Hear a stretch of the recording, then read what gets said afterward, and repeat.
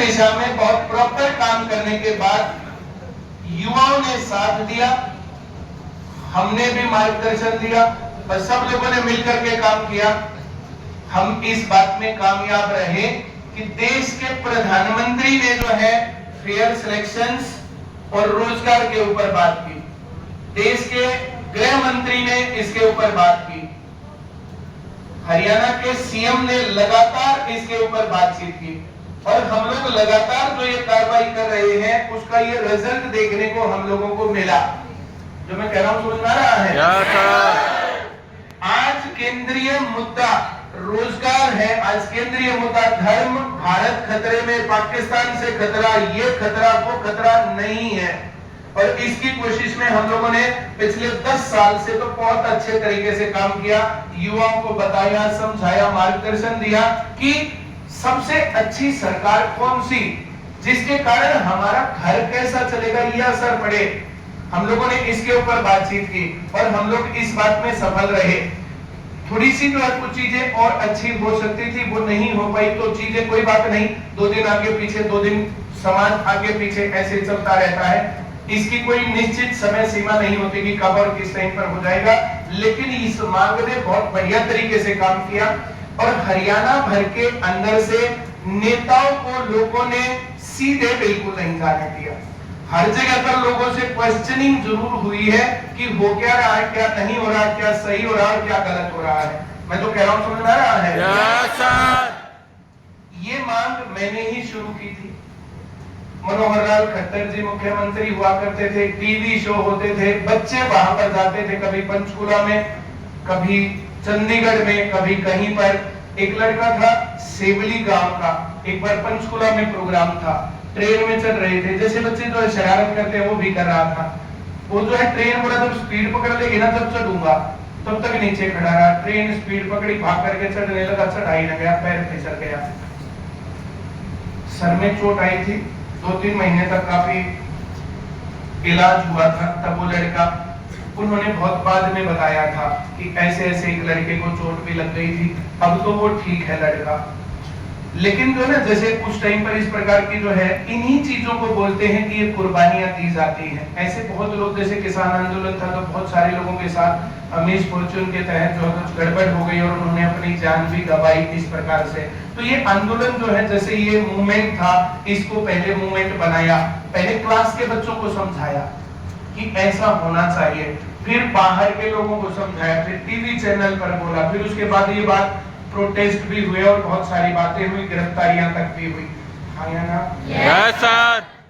उसके बावजूद भी इस पर ध्यान पूरा नहीं था, तो हम लोगों से जो है, मेरे पास कई लोग आते थे, ऐसे ही मिलते थे, बात करते थे, पर हमें सपोर्ट करो भाई, हम तुम्हें सपोर्ट अपने आप ही कर देंगे, आप लोगों का अगर ये मुद्दा है तो हम सपोर्ट करेंगे, मुद्दा नहीं है तो हम नहीं करेंगे, इस प्रकार से। तो फिर उन्होंने जो है, जैसे बीजेपी वालों ने सीएम साहब से मिलवाया, थोड़ी सी तो नाराजगी चल ही रही थी, जहां मैं जाता था वहां पर आते नहीं थे। फिर हम मिले, वहां पर बातचीत हुई और पिछले 10 साल का ब्यौरा मैंने जो है 5-4 मिनट के अंदर सीएम साहब को दिया, सैनी साहब को। और फिर उस दिन के बाद सैनी साहब ने अपनी हर स्पीच में बिना पर्ची, बिना खर्ची, फेयर सिलेक्शंस, योग्य लोगों को मौका, उस बात को प्रॉपर तरीके से उठाया और हर जगह पर बोला। और ये बात फिर गृह मंत्री जी तक भी गई और प्रधानमंत्री तक भी गई और राहुल गांधी जी तक भी गई, उनकी भी आज वीडियो बनी ही हुई है। हाँ या ना? Yes sir. Very good. अब इस टाइम पर ये एक सेलिब्रेशन का टाइम बनता, जोरदार ताली बजाओ।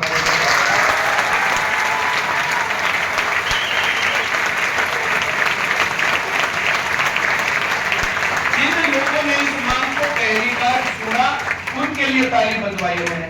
जिन लोगों ने इस मांग को मजबूत बनाने के लिए कई बार, कभी पानीपत, कभी चंडीगढ़, कभी अंबाला, कभी सिरसा, सोनीपत में भी कार्यक्रम हुआ था, ऐसे अलग अलग कार्यक्रम हुए। तो ये जो प्रोग्राम्स इस प्रकार से हुए, अलग अलग टीवी चैनलों के साथ, अलग अलग नेताओं के साथ, और वहां पर स्पीच में बोला गया, बातचीत की गई, युवाओं ने जो है उस बात को प्रमुखता से उठाया। फिर जो ये आंदोलन जो है सही गति में आ भी गया था। फेयर सिलेक्शन वाला मामला सरकार ने किया भी, कुछ चूक हुई, पेपर लीक हुए, उनके खिलाफ भी बात हुई। पेपर लीक के खिलाफ बड़े बड़े प्रोटेस्ट भी हुए। हरियाणा पुलिस का पेपर एक बार लीक हुआ, कैंसिल करवाया, फिर लीक हुआ, फिर कैंसिल, तीसरी बार जब पेपर हुआ, अब उनकी ज्वाइनिंग है, लेकिन ये फेयर सिलेक्शन है। इसी तरीके से ग्राम सचिव का पेपर हुआ था, वो लीक हो गया था, वो प्रोटेस्ट किया, कैंसिल हुआ। कैंसिल होने के बाद वो भर्ती अब तक भी लटकी हुई है। इस प्रकार से भर्तियां देरी तो हुई और कुछ गड़बड़ हुई, लेकिन कुछ चीजें तो जो है, पहली जो मुख्य मांग थी कि फेयर सिलेक्शन का फायदा क्या है? अब अंकुश जैसे लोग सरकारी नौकरी में हैं। जो लड़का सुनील था, हम लोग बता रहे थे फतेहाबाद का, वो लड़का नौकरी में है। अब कितने गरीब बच्चे उसके कारण नौकरी में हैं। एक लड़की यहाँ की नाहरी गांव की थी, अब उसके हाल बताऊं मैं तुम्हें। पिताजी बहुत ज्यादा दारू पीते थे, दारू पी करके उसकी माँ को तो बहुत ज्यादा बुरे तरीके से पीटते थे, हाथ सर पर लग गया, कुछ लग गया, कुछ भी उठा करके ऐसे फेंक के मारते थे, उसके बाल उड़े हुए थे सर से।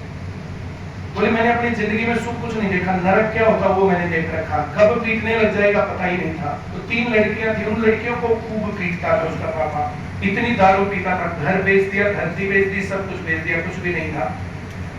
उसके पापा वगैरह 2 भाई थे, बड़ा भाई कहीं नौकरी वगैरह में था, पंचकुला या चंडीगढ़ वे लोग रहते हैं। तो उसके भाई के नाम का जो घर था, उस घर में उसकी दादी रहती थी, दादी की केयर करने के लिए वो माँ बेटियां उसके पास रहती थी। उसका पिताजी एक्सपायर हो गया था, कोई कमाई का साधन घर में नहीं था। ये जो कमीज तुरपाई का काम करते, मेरे ख्याल से 5 रुपए के कमीज तुरपाई का कह रहे थे, कमीज तुरपाई का काम या कुछ इस प्रकार के काम करके कभी जो महीने में 2000 कमा लिए, कभी 1000, कभी 3000, विधवा पेंशन 2000 रुपए मिलती थी, और उसकी दादी को बुढ़ापे की पेंशन 2000 रुपए मिलती थी। तो इस प्रकार से उनका 5-6 हजार रुपए का इनकम की कहानी बनती थी, और एक कमरा सब कुछ उसके पास, वो भी उसके ताऊ का, उसकी ताई के, उसकी माँ की बनती नहीं थी। पिताजी एक्सपायर हुआ तो बुआओं ने, ताई ने, सब लोगों ने कहा कि इन लड़कियों की शादी कर दे।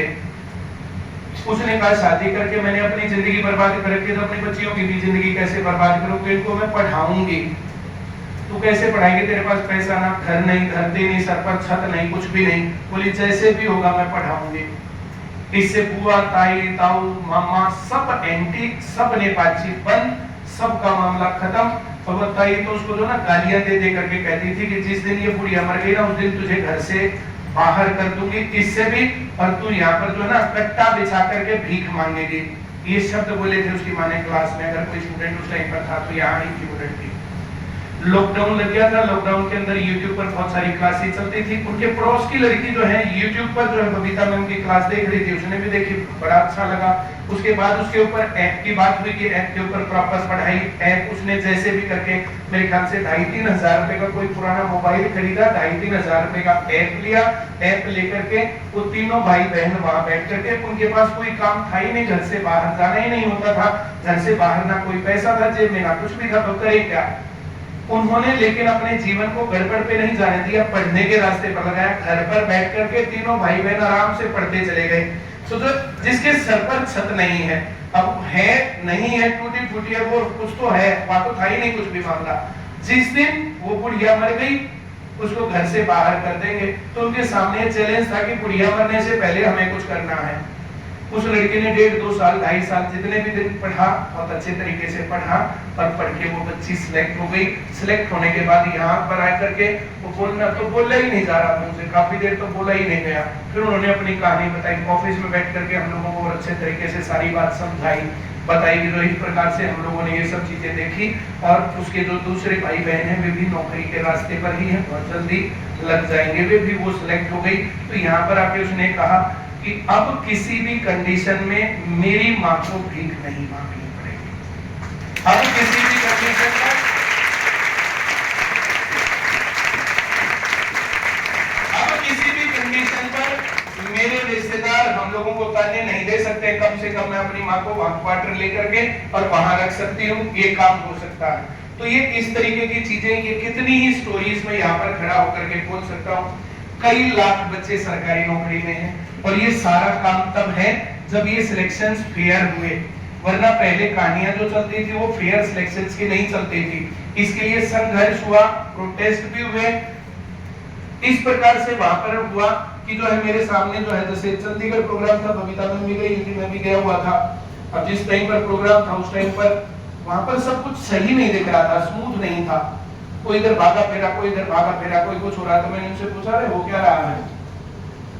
बोला हो ये रहा भाई साहब, सीएम साहब ने कह दिया कि अगर परिमल वहां है तो मैं प्रोग्राम में आऊंगा ही नहीं। यार इतनी चिट्ठी कह देते कि परिमल चला जाएगा।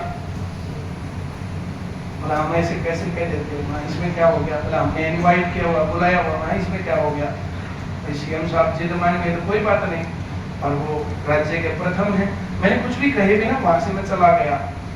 उसके बाद सीएम साहब आए, कार्यक्रम हुए, इस प्रकार से 2 दिन और भी कार्यक्रम हुए।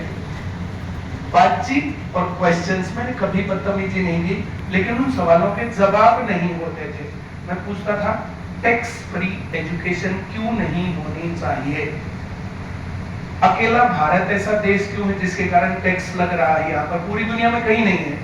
बहुत सारे देश तो ऐसे, दुनिया के 100 से ज्यादा देश ऐसे हैं जहाँ पर शिक्षा स्वास्थ्य फ्री है, रोजगार की भी अच्छी फैसिलिटीज वहाँ पर योग्यता अनुसार मिल जाती हैं। रोजगार पाने के लिए तो भारत से ही लोग वहाँ पर जा रहे हैं। अब यहाँ के लोगों को वहाँ खराब रोजगार मिलता है वो अलग बात है, लेकिन रोजगार तो मिल ही जाता है सब लोगों को। भारत की तरह बेरोजगारी का मामला नहीं है। तो इन बातों के ऊपर डिस्कशन हुआ। जब भारत पूर्ण रूप से विकसित नहीं है तो फिर रोजगार क्यों नहीं है यहाँ पर? तो इन बातों के ऊपर जब सवाल होते थे फिर जवाब नहीं होते, तो इस कारण से आमने सामने होने से बचते थे। आमने सामने तो स्टेज पर होने से बचते थे, लेकिन बातें सुनते थे, ये बोलते थे कि बातें तुम्हारी सही है, हमारे पास जवाब नहीं है, इसी कारण से बातचीत चलती भी रहती थी। मैं जो कह रहा हूँ समझ में आ रहा है? Very good. हम फाइनली इस बात को कम से कम केंद्रीय नेतृत्व तक पहुंचाने में सफल रहे, और इस बात को, इस मुहिम को यहीं छोड़ देंगे तो दब जाएगी, इसको आगे कंटिन्यू रखेंगे तो ये बात आगे बढ़ेगी। मैं जो कह रहा हूँ समझ में आ रहा है? मैं एक बहुत बड़ी जीत के रूप में इस बात को देखता हूँ, उन सभी स्टूडेंट्स का, सभी ब्रांच ओनर्स का, दूसरे कोचिंग सेंटर के ओनर का, जो हमारे पास नहीं पढ़ते थे वे स्टूडेंट्स भी, यूथ आए, बहुत सारे प्रोटेस्ट और प्रोग्राम्स हुए। हिसार में बड़ा प्रोग्राम रोहतक में हुआ था, सोनीपत में भी हुआ, ऐसे बहुत सारे प्रोटेस्ट हुए जिनकी रिपोर्ट ऊपर तक गई। कभी भी हमने उसके अंदर हिंसा को नहीं घुसने दिया। हमेशा बच्चों को कहा वहां तुम्हें ध्यान रखना है, अपने आसपास के 4-5 जनों पर ध्यान रखना है। कहीं पर भी कुछ भी गड़बड़ हो रही ना तो वहीं पर जो तुम्हें पता चल जाएगा उनको पहले ही पकड़ के वहां से बाहर कर देना। इस प्रकार के प्रोग्राम्स को गड़बड़ करवा देते हैं, तो ये हिंसा नहीं होनी चाहिए। और इस प्रकार से हम लोगों ने बहुत सारे सफल आयोजन किए और उनका असर पड़ा और वहां तक बात पहुंची। अगर युवा इस तरीके से जागरूक होगा तो उसकी आवाज बनेगी, बुलंद होगी और मानी जाएगी। यहां तक फेयर सिलेक्शन की बातें, और हरियाणा ने तो ये कर दिखाया, श्री मनोहर लाल खट्टर जी ने तो ये कर दिखाया। अब ये बात बाकी जगहों पर यूज करनी है। अब धीरे धीरे कौन किस तरफ चलता है, क्या होता है, क्या नहीं होता है। मैं जो कह रहा हूँ समझ में आ रहा है? Yes sir. Very good. तो ये कहानी सभी पार्टियों का ये केंद्रीय एजेंडा होता, सभी पार्टियां इसके ऊपर काम करती। हम लोगों को, तुम लोगों में से ऐसे कितने लोग जो ये सोचते हैं कि बेरोजगारी भत्ता 5,000 मिलना चाहिए, रोजगार नहीं, बुढ़ापा पेंशन मिलना चाहिए, नौकरी की पेंशन नहीं। कितने लोग ये सोचते हैं कि 5 किलो अनाज मिलना चाहिए, हमारे पास रोजगार नहीं होना चाहिए। अब कोई आदमी कहे कि ये गलत हो रहा, वो गलत हो रहा, ये गलत वो गलत नहीं, सब कुछ गलत हो रहा है। उस सब कुछ गलत में एक ठीक काम हुआ है, बिना खर्ची बिना पर्ची रोजगार। उसके कारण इतने युवा पढ़ने आने लग गए। अगर वो स्कीम ना होती तो इतने युवा पढ़ते नहीं, और इतने युवा पढ़ते नहीं तो सुनते नहीं, सुनते नहीं तो जागरूक नहीं होते, जागरूक नहीं होते तो कहीं वो रील देख रहे होते, या अपराध के रास्ते पर जाते, या नशा करते, या कुछ और असामाजिक गतिविधियां करते। ये सब चीजें इसलिए पॉसिबल है कि ये जो है ये काम हुआ। इसके लिए मैं तहे दिल से मनोहर लाल खट्टर जी का और बीजेपी पार्टी का शुक्रगुजार हूं, थैंक यू करता हूं।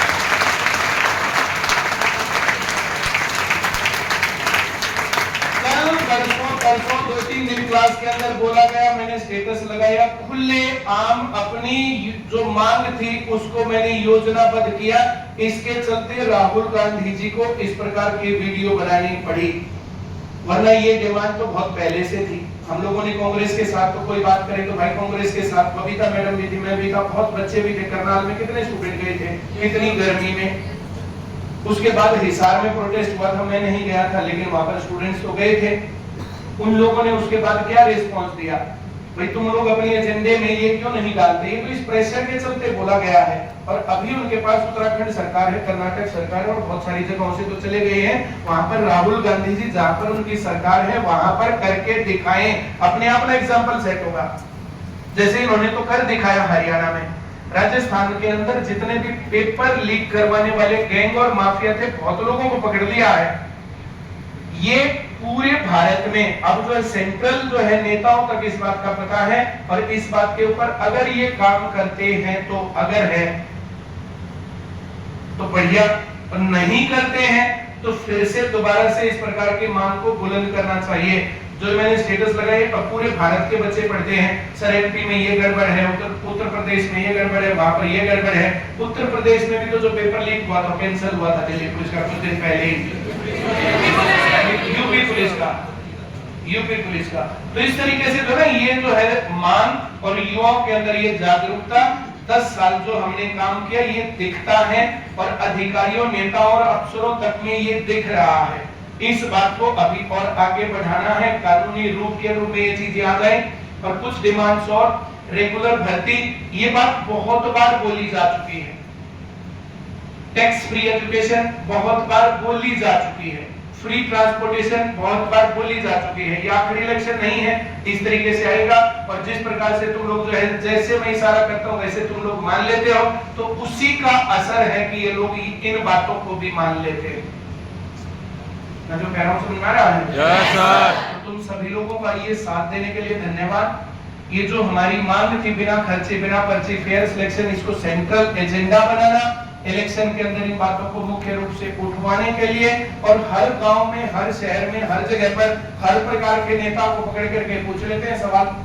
कल भी दुष्यंत चौटाला जी उचाना के किसी गांव में थे, वहां पर गांव में जो है वोट मांगने के लिए गए हुए थे, बुला करके वहां लोगों ने खूब पूछा किसान आंदोलन पर क्या किया, सीईटी क्वालिफाइंग पर क्या किया। तो दुष्यंत चौटाला जी बोले तुम तो भाई गांव में बुलाकर बेइज्जती करो। बोला बेइज्जती की कौन सी बात है सर, हम तो आपसे सवाल पूछ रहे हैं, जब हम लोग सड़क पर थे इन मांगों को लेकर के आप कहां थे? आप उस टाइम पर 5 स्टार ठेके बना रहे थे। हरियाणा के ठेकों का विकास कितना हुआ देखा?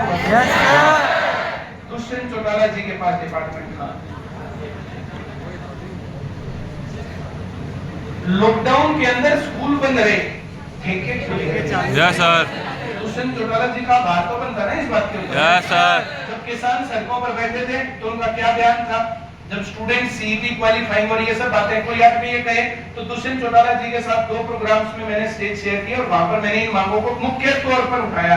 मैं जब भी गया जब मेरे हाथ में माइक आया ना तो मैंने ये मांगे उठाई, हमेशा उठाई चाहे कोई था।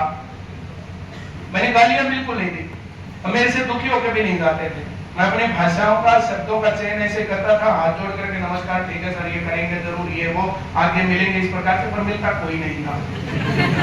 और स्टेज पर जो आदमी मिल गया तो मैंने मुंह को छुपा नहीं कहीं पर भी। तो 2 प्रोग्राम्स में स्टेज शेयर मैंने किया और उनके सामने ये बात की, कहां है उन्होंने उस मांग को क्यों नहीं उठाया? मैं जो कह रहा हूं समझ में आ रहा है? Yes sir. तो कहना और करना और नियत और उसके अंदर थोड़ा सा फर्क है। क्लियर? Yes sir. इतनी बात मुझे करनी थी, किसी को और बात पूछनी हो, कहनी हो, सुननी हो और कुछ करना हो। 1-2 का बयान था उसके ऊपर जब मैंने कहा कि मेरा समर्थन बीजेपी सरकार को, बिना खर्चे बिना पर्ची की योजना वाली सरकार को, तो उसने कहा क्या लालच दे दिया? तुम लोग जो यहाँ आते हो, अब गर्मी में बैठ करके पढ़ते हो और रोज हाथ पेन कॉपी घिसा गिरते हो, पढ़ने वाले बच्चे नौकरी लगते हैं, इससे बड़ा लालच मेरा और क्या हो सकता है?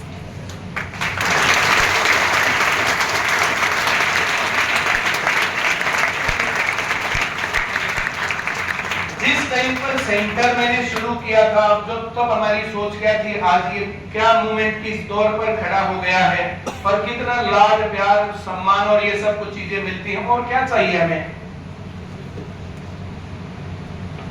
जूही चावला का वो डायलॉग, मतलब तुमने कभी देखा किसी टीचर को चीफ गेस्ट बनकर जाते हुए?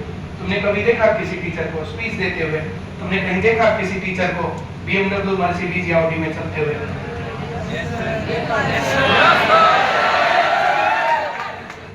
और क्या चाहिए? इस बीच में मैंने कोई भी काम ऐसा नहीं किया। तुम लोगों से फीस लिया, तुम्हारे बीच में बैठ करके बात कर रहा हूं, तुम लोगों के साथ डिस्कस किया है। आज तक पर जब बच्चे गए थे ओल्ड जनरल बैच में, मैंने पहले समझाया, पहले जब माइक आए तो ये बोल देना, दूसरे के पास ये आए तो बोल देना, तीसरे के पास आए तो। आज अभी मामला कच्चा है। तुम लोग अभी अपने घरों में, तुम्हारी चलती थोड़ी है। अब तुम 2-4 साल में नौकरी लग जाओगे, 5-4 साल में तुम अपने घर के मौजूद आदमी होगे, तब तुम्हारी चलेगी। जितनी बातें हमने ये बोली है ना तुम्हें, ये तुम्हारे दिमाग का, तुम्हारी पर्सनैलिटी का हिस्सा है। मान लिया क्लास में 5-4% बच्चे ऐसे होंगे भाई यार जो सुनते नहीं, 2-4% बच्चे ऐसे होंगे जो उल्टे बोलते होंगे, गालियां देते होंगे, बैठे बैठे खबरों की मरम्मत करते होंगे। 70-80% लोग बहुत अच्छे तरीके से बातें सुनते हैं। ना सुनते तो ये पॉसिबल थोड़ी होता। कितने लोग बोलते हैं कि जो आप बातें बोलते हो वो हमें मोटिवेट करती है, वो हमें रास्ता दिखाती है। आप सिर्फ पढ़ाते नहीं, जीवन जीना भी सिखाते हो। और क्या चाहिए? और हरियाणा का ऐसा कौन सा गांव है जहाँ के बच्चे आईसीएस में नहीं है? आईसीएस में हरियाणा का ऐसा कौन सा गांव है जहाँ से आईसीएस से पढ़ के सिलेक्शन नहीं ले गए? ऐसे कौन सा डिपार्टमेंट, कौन सा ऑफिस है जहाँ पर आईसीएस के स्टूडेंट नहीं है? अभी नए हैं, 2-4 साल में कोई मौजूद आदमी होंगे वहां पर, और जितने लोग इन बातों को सुन रहे हैं, बातों को देख रहे हैं, उनके मन में ये जज्बा होगा कि भारत देश सुधरना चाहिए, ये सिस्टम सुधरना चाहिए, ये देश आगे बढ़ना चाहिए। कहीं से भी आते हैं ना तो हर जगह बताते हैं हमारे वहां पर जो है 2-4 है, वहां 8-10 है, वहां इतने हैं, पुलिस में तो आधे बच्चे से ज्यादा तो आईसीएस के बच्चे होते हैं। तो इस तरीके से हर जगह पर इस प्रकार की बातें सुने हुए लोग हर जगह पर पहुंच गए हैं। उनमें से हो सकता है 2-4% करप्ट हो जाएंगे, बाकी लोग तो सिस्टम को देख करके भी नहीं बिगड़ेंगे। कितने लोग हैं जो गरीब आदमी वहां पर जाकर के, जिन लोगों ने इन सारे दुखों को देखा है, वो किसी आदमी को कैसे दुख दे देंगे? तो इस तरीके से भारत सुधरने के रास्ते पर है। और कुछ लोग जो ये बोलते थे ना इलेक्शन लड़ेंगे, ये करेंगे, वो करेंगे, तो भाई इलेक्शन लड़ने पर जितनी इज्जत मिलती है उसकी 50 गुना ज्यादा इज्जत मिल रही है, उसका 100 गुना ज्यादा प्यार मिल रहा है। इज्जत और सम्मान, प्यार ये तो सामने दिखता है, जो अपने घरों में बैठे बैठे हमें दुआएं दे रहे वो लाखों गुना है उस बात के।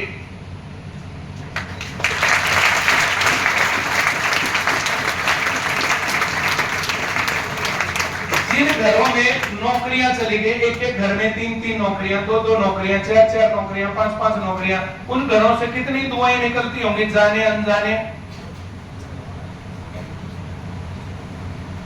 मैं जो कह रहा हूँ समझ में आ रहा है? Yes sir.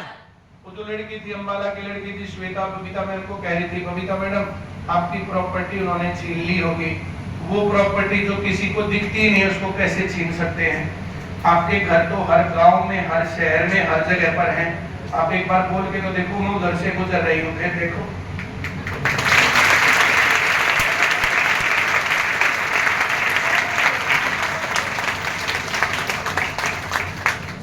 ये जो हम लोगों ने शुरू किया था बीच में, जो इस मुहिम को हमने जोड़ा था, जोड़ करके आगे बढ़ाया था, जैसे पंचकूला कार्यक्रम किया था, इस प्रकार के कार्यक्रम और करके नेताओं को वहां बुला करके अपने डिमांड्स के प्रति अवेयर करके, बाकी तरीके से जो भी होगा हम अपने कामों को करते रहेंगे, इसी तरीके से करेंगे।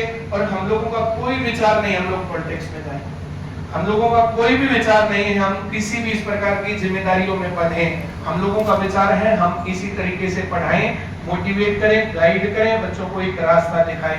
एक चूक और चल रही है साहित्य पढ़ने की। साहित्य का हम लोगों ने शुरू किया था, लेकिन लॉकडाउन के चलते और उन कई चीजों के चलते, प्रॉब्लम्स के चलते उसको रोका। 12, 16, 15 किताबें हमने पब्लिश करवाई थी, शायद भी खत्म भी हो गई है। वो साहित्य और सबको पढ़ना चाहिए, सबके घर में सबका एक टारगेट होना चाहिए, मुझे 1 महीने में 1 किताब ले लेनी है। भगत सिंह की 4-5 किताबें हैं, भगत सिंह क्या कहना चाहते थे। प्रेमचंद की 2-3 किताबें हैं, प्रेमचंद क्या कहना चाहते थे, बाकी साहित्यकार क्या कहना चाहते थे। जहां ना पहुंचे रवि वहां पहुंचे कवि। तो वैसा तुम्हें एक तो जीवन का आभास होगा। दूसरे नंबर पर तुम लोगों को जो है ना शब्द भंडार कम नहीं पड़ेंगे, कभी भी अपने विचार बोलने हैं, अपने शब्द बोलने हैं, अपने मन की बात किसी को बतानी है तो शब्दों की कमी नहीं पड़ेगी। अब मैं जितनी देर से बोल रहा हूँ मैं तुम्हें जो समझाना चाह रहा हूँ वो समझा पा रहा हूँ ना? Yes sir. ये साहित्य पढ़ रखा मैंने, बबीता मैडम मेरे से और ज्यादा बढ़िया समझा देती है ना। Yes sir. इन्होंने साहित्य मेरे से और ज्यादा पढ़ रखा। भाई हम लोग किसान के बेटे थे, गांव में रहते थे, हमारे घरों में किताबें उस प्रकार की होती नहीं थी, स्कूल से आकर के खेतों में भागना होता था। इन लोगों को स्कूल से आने के बाद लाइब्रेरी में भागना होता था, ये डिफरेंस था। इनकी कैंपस की लाइफ थी। अब हम लोग जो है गाँव में घूमने वाले जो है, मैं जो कह रहा हूँ उसको समझ आ रहा है? Yes sir. बस में टेम्पो में लटक के आने वाले लोग हम थे। बसों की छत पर बैठ करके दादा की तरह वही है वो ऐसे आए। जो मेरे पुराने साथी हैं कई बार बोलते बोला, तुम मास्टर प्लान का कितना था? आया ना? Yes sir. तुम्हें था भी नहीं मास्टर प्लान का, मास्टर तुम्हारा कान बना लिया। ऐसे नहीं बात हो रही है, सत्य घटनाओं पर आधारित था। मैं अपनी नौकरी लगने गया, वहां पर मैं जो है कुछ साथी थे, उन्होंने कहा भाई तू पढ़ा ले, बढ़िया पैसे बनते हैं और तेरा नॉलेज डीप हो जाएगा। तू अगर पढ़ेगा तो तेरे डाउट दूर होंगे, तू पढ़ाएगा तो सबके डाउट तेरे भी तो दूर होंगे। क्या पता किसके मन में क्या डाउट है, तो तेरी तैयारी बहुत बढ़िया हो जाएगी। जब पढ़ाया तो बच्चों ने बहुत बातें सिखाई।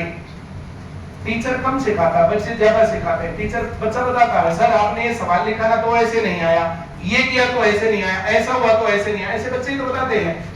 कल सर आपने ये पढ़ाया तो दिक्कत है, जो रोज मार करके बोलता हूँ देखो मैंने स्टेटस देखा, मैंने अपने जो चैटिंग में देखा, किसी ने ये पूछा, किसी ने ये पूछा। बहुत बार मेरा फोन हैंग रहता है, उसके ऊपर रिप्लाई नहीं जाता, मैं उसको खोल के देख लेता हूँ, बस वो खुलता रिप्लाई नहीं हो पाता है, तो उसको खोल के देख लिया, तो जो भी तुम्हारी प्रॉब्लम्स होती है वो देख लिया, उसका जवाब अगले दिन क्लास में दे देता हूँ मैं। अगले दिन नहीं तो एक आधे और आगे पीछे दे देता हूँ मैं। जो रेलेवेंट होते हैं वो समस्याएं वहां पर बताता हूँ, रेलेवेंट नहीं है तो जिस टाइम पर प्रॉपर टाइम आता है मैं तब उन बातों को बताता हूँ। तो बच्चों ने पूछा पेपर कैसे दे, पास कैसे हो, सिलेक्शन कैसे हो, ये कैसे सीखे, वो कैसे सीखे, नोट्स कैसे बनाए। तो बच्चों ने पूछा, मैंने बताया, बताने के बाद उनका एक्सपीरियंस पूछा। अब मैंने तुम्हें ट्रिग्नोमेट्री पढ़ाई, तुम्हारा एक्सपीरियंस पूछा। अब अलजेब्रा पढ़ाया, एक्सपीरियंस पूछा। वो एक्सपीरियंस अगर तुम लोग जब प्रॉपर ना देते मुझे कैसे पता चलता। अब तुम्हारी पूरी क्लास में ऐसा कौन है जिसको ट्रिग्नोमेट्री सीखनी थी, ओल्ड जर्नल बैच में है और ट्रिग्नोमेट्री नहीं आई, ऐसा कौन है? अलजेब्रा सीखना था, किसको नहीं आ रहा? अब जो बच्चे न्यू जर्नल गया तो न्यू जर्नल में जो बातें सिखा रहे भाई भिन्नों की जमा, घटा, गुणा, भाग, दशमलव, प्रतिशत, अनुपात और क्या सिखाना है। अब इनका यूज कैसे करना है, कैसे कैसे होता है, ये सारी बातें 3-4 महीने में एक बार कोर्स पूरा हो जाता है न्यू जर्नल का मैथ का। अब मैथ जिनको आ गया ना तो बाकी सब सीख सकता है। मैथ आया तो रीजनिंग तो उसका बच्चा आगे गिला ले, आया ना? Yes sir. जिसको मैथ और रीजनिंग आ गई तो देखो जीवन में दिया क्या, पूछा क्या, आएगा कैसे। अब हिस्ट्री की जो